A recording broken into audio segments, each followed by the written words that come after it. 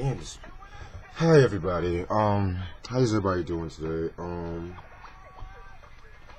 I literally just had a little bad epiphany and shit like that. So let me just do this YouTube video. Okay. This is like my stress reliever. You guys are my stress reliever right now because I was literally just about to do this video. As soon as I started this video, this damn Wi-Fi wants to fuck up. Now it's working allegedly.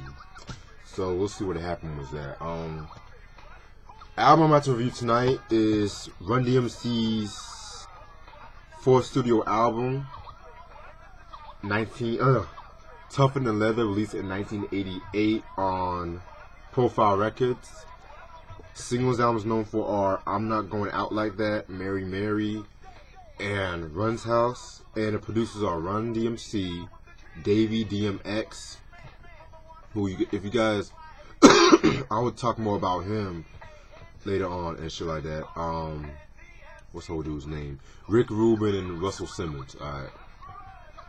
So I reviewed their first three albums: Run DMC, King of Rock, and Raising Hell.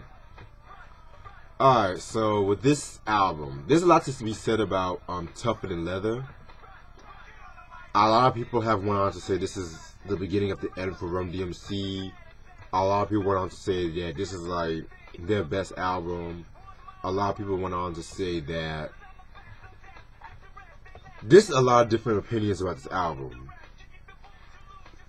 This album right here, let me just take you guys back. So after Raising Hell happened and shit like that, Run DMC will arguably be like the biggest group at a time and shit like that, bar none.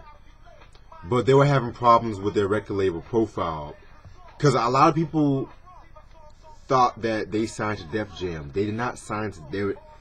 They were not like a part of like Def Jam and shit like that. Yes, they work closely with the artists and shit. I would give them that. They work closely with the artists in Def Jam, but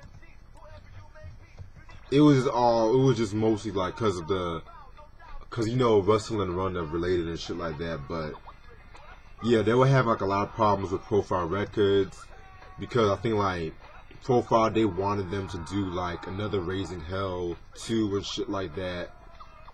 And so around that time, Russell was having problems too, because you know by like 87, 88, you know, he had the Beastie Boys and shit like that. Which, before I even further this review, I have a couple an announcement to make. After I talk about this album, and I have a few more albums, and I'm gonna talk about the Beastie Boys' License to Ill and shit like that. I was originally gonna do Paul's Boutique right after that, but I might take a while just reviewing that album, take my time with that review and shit like that. So after next week, I'm gonna possibly review License to Ill either next week or the week after. So stay tuned on that. So, because you know, the Beastie Boys were having problems with Def Jam, which I was talking more about their problems when I review License to Ill, Paul's Boutique, all that shit. So the Run DMC wanted to sign to Def Jam, but Profile trapped them because they had like a 10-album contract deal and shit like that. So there were mostly court battles and shit like that, and from what I read, Profile, you know, they weren't really letting Run DMC play in like the radio station, shit like that, which I will talk more about when it's on radio station. So Tougher Than Leather was delayed and shit like that because they were trying to come to Def Jam and shit, and they were like, also because you guys also got to remember in 1987, 1988, hip hop was changing by itself too radically, because you had all these cats like KRS-One, Boogie Down Productions, Rakim, who served as an influence to both Run and DMC throughout this album. Stay tuned. Of course, you know, you have Public Enemy with Chuck D. So a new like lyricism were taking place, and Run DMC, don't get me wrong, Run DMC was still in their prime, like 1987, 88. But you can tell the old was being ushered out while the new was being ushered in. So what did Run DMC do? They wanted to update their sound and shit. So if you really look at the production credits and stuff, you'll notice that a new member was added. His name was D.M.C. Now, D.M.C., he worked with a couple people like, he worked with Curtis Blow, Fat Boys, and he was like an early affiliate of Russell and Jam Master Jay and shit. And if you hear his productions, he has more of that harder edge kind of production and shit like that. And what about D.M.C.? Like, his production and shit like that was so dope for like 88, 89 and shit like that, because he was one of the, because his stuff was like boom bapish. It was like proto boom bap, like in a way and shit like that. And yeah, so that's the best way to describe D.M.C. And if I'm not mistaken, I think that's where DMX, the rapper, got his name from, if I'm not mistaken. And also around this time, they came out with a film in that same year called Tougher Than Leather. Now, I have to be quite honest with you guys about that. I did not really, I just recently found footage of that movie on YouTube, so I'm not going to talk about the movie yet. I will just possibly review the movie maybe after I talk about Run DMC, maybe after Down with the King, or maybe if I do review Crown Royal, which, don't quote me on that, I potentially might review that album, I might not. But yeah, give me one second, let me put it to take a note of that.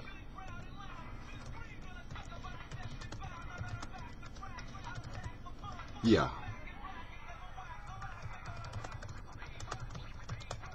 And yeah, I'm gonna review Down with the King too. I'll just give that album a chance and shit. Besides, I don't think there's a review on it on YouTube, so first time for everything, right? So yeah, that's how this album came about. Now, pretty standard album cover and shit like that. This is actually the reissue, and what's interesting about this reissue, I think this is the what's interesting about this reissue is it comes with the song Christmas in Hollis, which I will talk about that in a minute, and it comes out with instrumentals, you know, the Beats to the Rhyme instrumental and the unreleased demo called Crack. So nothing really to it, but if you like the song Christmas in Hollis, then this will definitely be the edition for you to get. But yeah, 12 songs on the OG copy, so let's get started. Track number 1 is Run's House. Yes, this is the song Run's House. You guys should know that it served as a theme song to Rev Run's reality show Run's House that I think ran from, if I'm not mistaken, 2005 up to 2008. Let me look that up right quick. But yeah, back to this song. This is like one of my favorite Run DMC. It probably is the first Run DMC song I heard because, yeah, 2005 to 2009. Wow. Okay. Yeah, that used to be my show. That was when reality TV was actually entertaining as hell. Like, especially when you had the VH1, MTV reality shows like Flavor of Love, Surreal Life, Real World. Like, it was when reality TV was funny and entertaining and shit. Then Love and Hip Hop came, and that's another story for a different day. So yeah, Run's House, very dope song. I love the beat. And that's another thing too about this album, because it has more of a heavy use of sampled and break beats and shit like that. So yeah, they were trying to update their sound and stuff. So what I got from Run's House is that they were basically saying, like, no matter who you come to see perform and shit, just remember it's gonna be Run's House, because when it comes to Run DMC, they want the listener to feel important with their music and shit. So very dope song and shit. Love this song. Classic. And the song that's playing in the background right now is Beats to the Rhyme. Cannot wait to talk about that song. Can't wait. Track number 2, Mary Mary. That's actually a cover song, believe it or not, by the Monkees and shit. You know, Davy Jones group. Rest in peace to Davy Jones, by the way. So yeah, they did like their own rap rock version of it. It was okay, but you can tell certain parts with this album they were trying to replicate Raising Hell, which I would talk about that at the end of this album review. It was an okay song. I couldn't deal with it. Next song, They Call Us Run D.M.C. That shit right there, oh my god. That shit right there is dope as hell. One of my favorite Run D.M.C. songs. They were just straight up nasty with that shit. Yeah, very dope song right there. Track number 4, which is playing in the background, and I feel like it's definitely one of the greatest hip hop songs of all time. Beats to the Rhyme. Oh, Jesus Christ. Here we go. Here we go. Here we go. Here we go. Here we go. Like, once you hear that Bob James sample and you hear Run yell, you don't know, you have to lose your mind and shit like that. And I think that was a single as well. But it wasn't like a big single like Mary Mary Runs House and shit. But yeah, what can I say about that song, man? That song, like, them running DMC, going back and forth and shit like that. Oh my god. Like, I never heard DMC rhyme like that. I felt like he stole the show, like. And I'm gonna talk about that. I'm gonna talk about a lot of shit after this whole album review and shit. Like, just some of the lyrics just be like, DMC was all like, my beats were played and laid, rhymes made. JD Jade and I get paid. Made something out of nothing, yo, D, that's true. Yes, my brother, I would do it for you. I roam in the zone of the microphone, and I'm on the throne, but I'm not alone. Got bones of steel and not a stone. I'm known to be pro and making mama moan. Like, what the fuck? Okay, it might sound simple, because yeah, Run DMC, they were not the most complex lyricists, but them rhyming like that and going back and forth over that fucking beat, oh jeez, that's like my favorite Run DMC song ever. And check out their performance on Yo MTV Raps though. Fuck out of here, man. Like,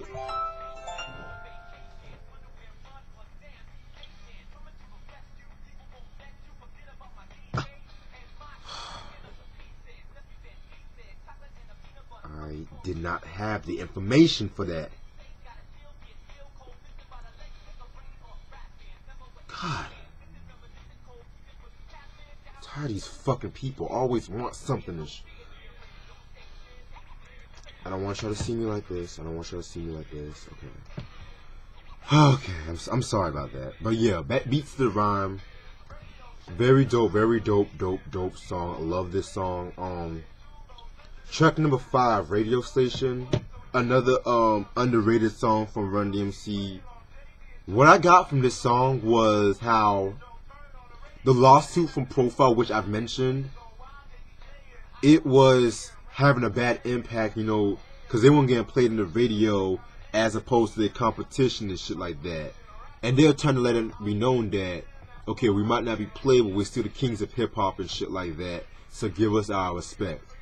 Very dope song. Tracking up next song, Papa Crazy. You know, I never thought I would hear that okay, I'm just gonna be blunt out because you guys should know the sample. I never thought I'd hear Papa Was a Rolling Stone as a hip hop sample.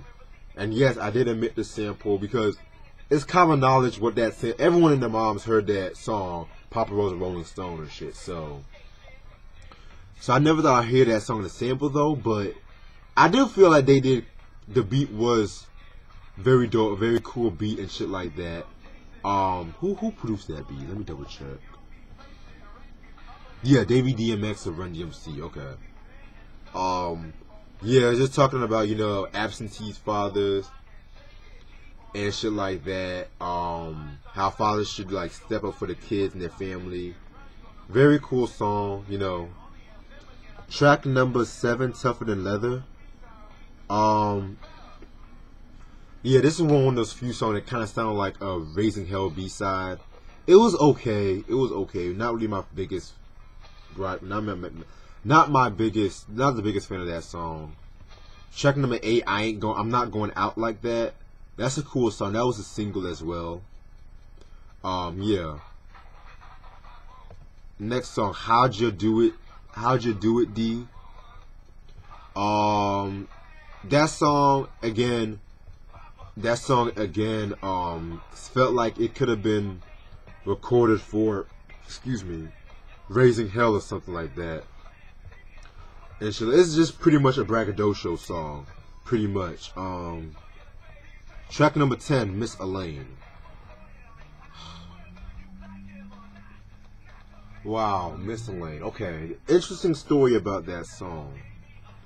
This is a song that many Run DMC fans, plus DMC himself, would rather forget because around this time too,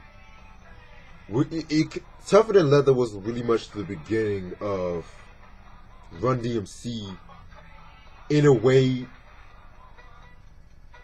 I hate to say it, but chasing trends and shit like that.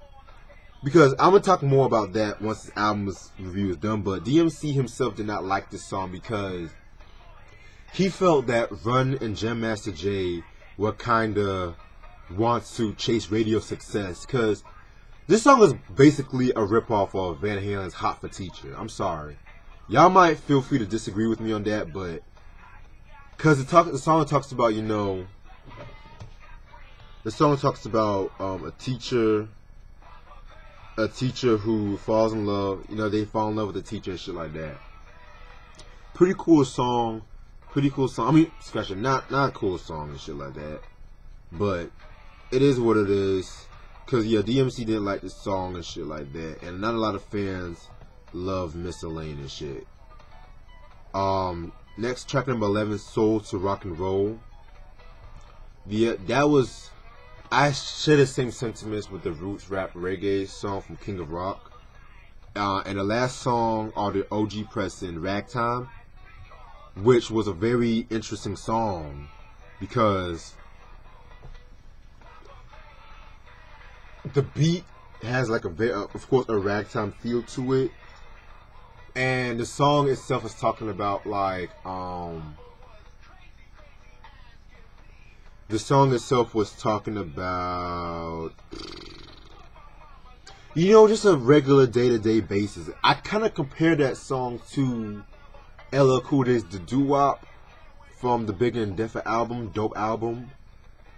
Because it's like a day-by-day, what you do on an everyday basis and shit.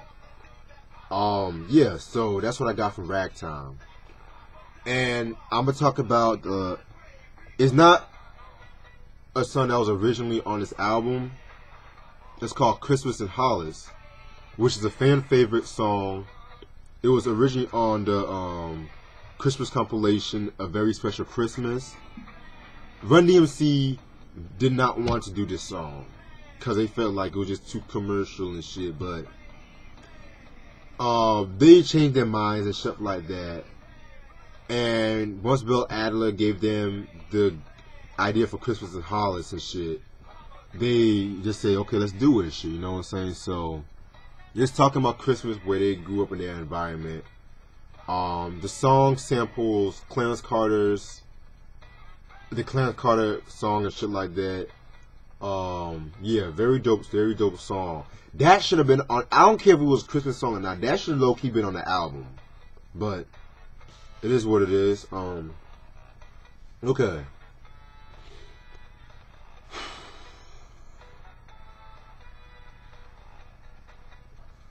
Okay, while this is probably my second favorite Run DMC album, I would have to say, don't expect to be a flawless album. Because there were some mistakes that one cannot ignore, like how certain songs sounded dated than others and shit like that. Because, when you hear, like, I felt like, with the first half of the album, like, everything up to Papa Crazy was phenomenal and shit. Once you get to Tougher Than Leather, it gets a little shaky after that. Also, with the fact that you know, in a way, you can kind of see Run and DMC. This is the positive note now. The positive note. Run and DMC definitely stepped their game up. Like I said before, they were not the best lyricists, but delivery-wise, they killed it. I'll give them that. Like, especially Run, because I always felt like DMC was like the more aggressive one, but whenever Run is freestyle, when he get nasty in the mic, like, expect good things to happen. And I felt like with this album, it's possibly his best single album. You know what? Scratch that. I felt like both Run and DMC tied. This is probably like their best single album lyrically wise and shit like that. So, yeah. Like, my only gripe I would say is the rock productions. I kind of felt where people were kind of shaky about this album because originally this album did not really get that much good praise from the critics and certain fans because they felt like they were kind of losing steam. People wanted something different and shit like that. And even Run and DMC kind of said they were influenced by Rakim with their lyrical style and shit like that. So, yeah, very dope album. I like it. I like the album. Because you know there's going to be those people that'll be like, okay, this album is not all that and shit. But personally, I like the album. And I'll have to say this is the last great album from them. Stay tuned when I do Back from Hell. I'm gonna re-listen to the album a couple of times and shit before I review it, so stay tuned on that. But as usual, this is your boy Reg. Peace.